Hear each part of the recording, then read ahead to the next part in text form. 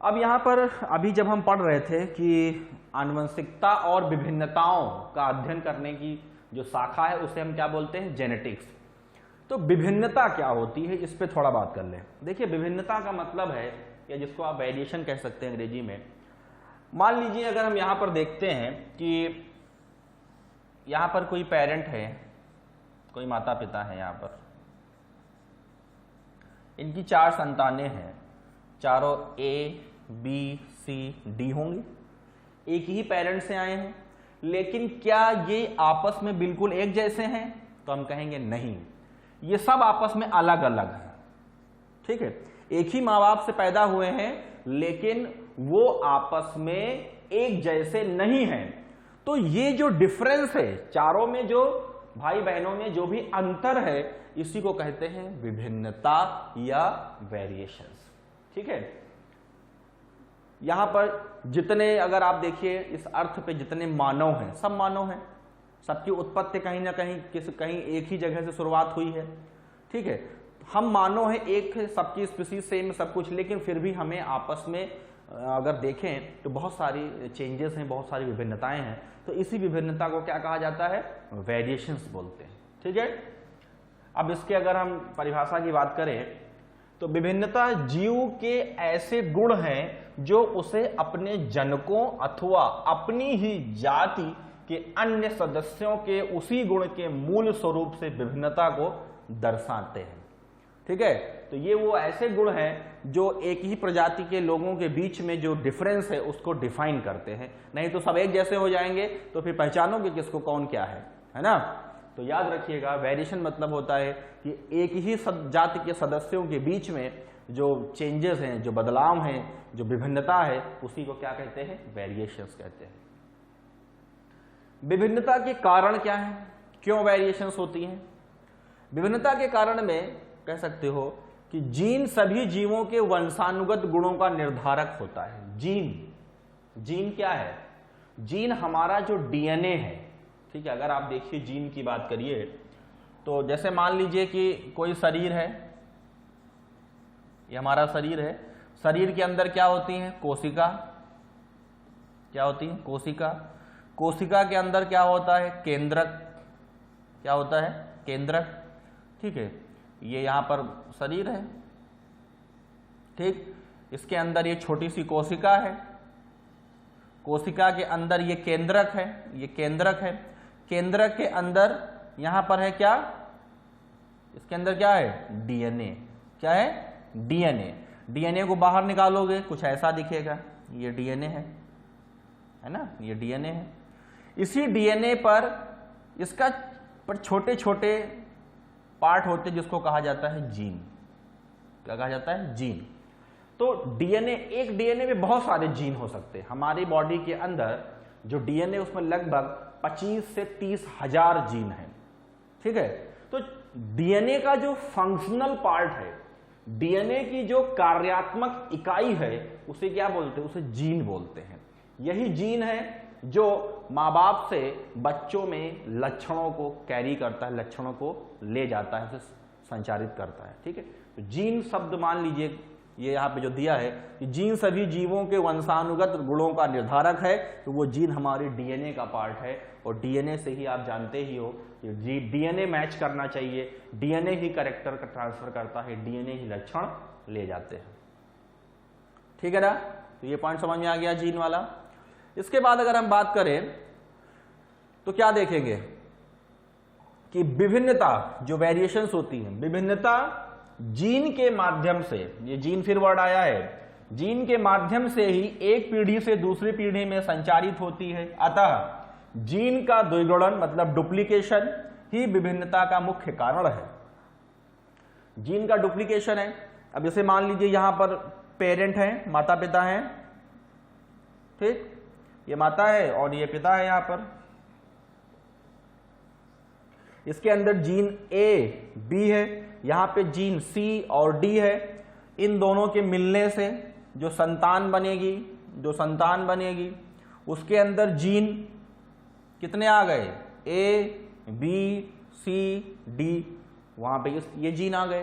तो ये जो बना है वो इससे अलग होगा ना, समझे? अब इनमें सब में चेंजेस है कि नहीं है? बिल्कुल चेंजेस है। तो ये जो कंडीशन है इसी को कहा जाता है क्या? विभिन्नता। और ये आगे बढ़ती चली जाएगी। अब यहां कभी ये पेरेंट बनेंगे तो यहां पर आगे मान लीजिए वहां पे PQRS जीन है, वो मिलेंगे तो आगे आने वाली जनरेशन में जीन और ज्यादा हो जाएंगे।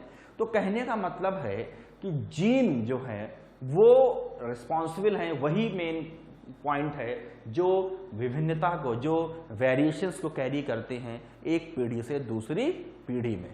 ठीक है? जीन का द्विगुणन, देखो जीन का द्विगुणन मतलब होता है जो हमारा डीएनए है, डीएनए पर ही जीन है तो हमारा डीएनए क्या करता है? खुद को डबल कर लेता है। जैसे मान लीजिए कि अगर एक कोशिका है, ठीक, ये कोशिका है, अगर यहां पर ये कोशिका है, ये डिवाइड करके 2 कोशिका बनाती है, तो होता क्या है? एक्चुअली में इसके अंदर जो डीएनए होता है, इसके अंदर जो डीएनए होता है, यहां पर अगर कोशिका के अंदर देखोगे तो यहां जो डीएनए रहेगा वो डीएनए पहले अपने आप को डबल कर लेता है। तो जब ये डबल कर लेगा तो इसी डीएनए के अंदर एक डीएनए इधर दिखाई देगा, एक इधर दिखाई देगा, और जब कोशिका डिवाइड होगी तो एक इधर चला जाएगा, इधर चला जाएगा। कहने का मतलब ये है कोई कोशिका जब विभाजित होती है तो पहले उसका डीएनए डबल होता है, तभी वो आगे चल करके एक कोशिका से 2 कोशिका में बदल पाएगा। अगर उसका डीएनए डबल नहीं हुआ तो कभी भी कोई कोशिका डिवाइड नहीं कर सकती है। समझ गए ना? ये चीज याद रखिएगा। तो जब भी जनन होता है या कोशिका का विभाजन होता है तो वहां पर एक काम होता है क्या? जीन का द्विगुणन। जीन डीएनए डबल हो जाता है जो आगे चल के जनरेशंस में अपने अमाउंट को मेंटेन रखता है। ठीक है? अब यहां पर आता है, अतः जनन के कारण ही विभिन्नता का संचरण एक पीढ़ी से दूसरी पीढ़ी में होता है। जाहिर सी बात है, जो सेक्सुअल रिप्रोडक्शन है उसमें क्या था? जो लैंगिक प्रजनन में आपको मैंने कहा था, बताया था कि लैंगिक प्रजनन क्या करता है? विभिन्नताएं लाता है, उसी से बदलाव आते हैं और धीरे धीरे वो एक बड़े रूप में बदल जाते हैं और जिससे एक नई स्पीसीज बनती है। ठीक है? तो जो जनन है, जो लैंगिक प्रजनन जहां तक हम बात करेंगे, वही मेन रिस्पॉन्सिबल है विभिन्नताओं के लिए, जो भी परिवर्तन आते हैं, जो बदलाव है उसके लिए। यहां पर एक पॉइंट और है कि विभिन्नताएं सामान्यतः, ये देखिए पॉइंट वो आ गया जो हमने बताया था, लैंगिक जनन। विभिन्नताएं सामान्यतः लैंगिक जनन, सेक्सुअल रिप्रोडक्शन से उत्पन्न संतानों में ही स्पष्ट देखी जाती हैं। अलैंगिक प्रजनन जैसे कायिक प्रवर्धन, वेजिटेटिव प्रोपोगेशन से उत्पन्न पीढ़ी में स्पष्ट रूप से दिखने वाले विभिन्नताएं सामान्यतः कम पाई जाती हैं। लैंगिक प्रजनन में विभिन्नता मिलेगी, अलैंगिक में क्या होता है? जैसे माता पिता होते हैं, जैसे पेरेंटल कंडीशन है, सेम ऑफ स्प्रिंग बन जाती है ना, क्योंकि वहां पे युग्मक तो बनते नहीं है, वहां निषेचन होता नहीं है, वो बिल्कुल कायिक प्रवर्धन होता है। तो जैसे माता पिता हैं वैसे बच्चे बन जाते हैं, वहां कोई बदलाव नहीं आता, क्योंकि वहां जीन में कोई बदलाव नहीं आता, वहां डीएनए में कोई बदलाव नहीं आता है। इसलिए लैंगिक प्रजनन जो है वो ज्यादा अच्छा है कंपेयर करें अगर हम अलैंगिक प्रजनन से। तो लैंगिक प्रजनन से क्या आती हैं? विभिन्नताएं आती हैं, वेरिएशंस आती हैं। ठीक, ये पॉइंट याद रखिएगा। फिर हम बात करेंगे कि विभिन्नताओं के प्रकार क्या है, कितने टाइप्स की वेरिएशंस होती हैं, विभिन्नताएं कितने प्रकार की होती हैं, उस पर अगर हम बात कर लें तो विभिन्नताएं 2 प्रकार की हैं। कौन कौन सी? जननिक विभिन्नता, जर्मिनल। जननिक मतलब जो जन्मजात, जो आपके बॉडी में, आपके शरीर में, आपके पैदा होते के समय के साथ साथ है। ठीक है? जो बाई बर्थ है। अब देखिए इसकी परिभाषा क्या है। ऐसी विभिन्नताएं या जनन कोशिकाओं में होने वाले परिवर्तन के कारण होती हैं। ये जो विभिन्नताएं हैं, जननिक विभिन्नता कब होती है? जो जनन कोशिकाओं में बदलाव आते हैं, ठीक है, होने के परिवर्तन के कारण होती हैं। ऐसी विभिन्नताएं एक पीढ़ी से दूसरी पीढ़ी में वंशागत होती हैं। वंशागत मतलब एक से दूसरे में, दूसरे से तीसरे में, ये पीढ़ी दर पीढ़ी चलती रहती है, वंशागत होती हैं। इस कारण जननिक विभिन्नता को आनुवंशिक विभिन्नता या जेनेटिक वेरिएशंस के नाम से भी जाना जाता है। ऐसी विभिन्नताओं में से कुछ जन्म से ही प्रकट हो जाती हैं, जैसे आंखों एवं बालों का रंग, जबकि कुछ विभिन्नताएं जन्म के बाद प्रकट होती हैं, जैसे शारीरिक गठन, शरीर की लंबाई आदि। कहने का मतलब यह है ऐसी विभिन्नताएं जो आपकी जनन कोशिकाओं से आती हैं वो क्या कहलाती हैं? जननिक विभिन्नता या आनुवंशिक विभिन्नता। इसे आनुवंशिक क्यों कहते हो? क्योंकि ये पीढ़ी दर पीढ़ी संचरित होती है। इसमें जो भी विभिन्नता आती है, जो भी गुण में बदलाव आता है, कुछ जन्म से ही आपके पास होती है, कुछ जन्म के बाद। जन्म से क्या होता है? आंखों एवं बालों का रंग जो जन्मजात होता है, और शारीरिक गठन और शरीर की लंबाई ये पैदा होने के बाद थोड़े दिनों बाद पता चलती है ना। तो कहने का मतलब ऐसी विभिन्नताएं, ऐसी वेरिएशंस जो जन्मजात हैं, जो आपके शरीर में आपके माँ बाप से मिली हैं बाई जनन कोशिका, उसे क्या कहोगे? जननिक विभिन्नता कहोगे। ठीक है, इसे आनुवंशिक विभिन्नता भी कह सकते हो, क्योंकि यहां पीढ़ी दर पीढ़ी ये कैरेक्टर ट्रांसफर होता रहता है। अगली है कायिक विभिन्नता, सोमैटिक वेरिएशंस। कायिक विभिन्नता की बात करें अगर हम, सोमैटिक वेरिएशन, तो यहां पर देखिए क्या है, यहां है कि ऐसी विभिन्नताएं कई कारणों से प्रकट हो सकती हैं, जैसे जलवायु एवं वातावरण का प्रभाव, उपलब्ध भोजन के प्रकार, अन्य उपस्थित जीवों के साथ परस्पर व्यवहार। ठीक, 3 कारण हो सकते हैं। वातावरण का प्रभाव, भोजन किस तरीके का आप करते हैं, और उपस्थित कंडीशन में आप जिन लोगों के साथ रहते हो उनका क्या व्यवहार है। ऐसी विभिन्नताएं गुणसूत्र या जीन के गुणों में परिवर्तन के कारण नहीं होती हैं, अतः ऐसी विभिन्नताएं एक पीढ़ी से दूसरी पीढ़ी में वंशागत नहीं होती हैं। ऐसी विभिन्नताएं उपार्जित, एक्वायर्ड होती हैं, इस कारण जैव विकास में इनका कोई महत्व नहीं होता है। ठीक है, तो कायिक विभिन्नता का मतलब क्या है? कायिक विभिन्नता का मतलब है कि जैसे कोई बच्चा पैदा हुआ, पैदा होने के बाद जलवायु, मान लो वो ऐसी जगह पे रहता है जहां बहुत ठंडा वातावरण है, ठीक, जहां का मौसम सर्द है वहां पे, तो उसका शारीरिक विकास अलग तरीके से होगा। ठीक है, समझ गए?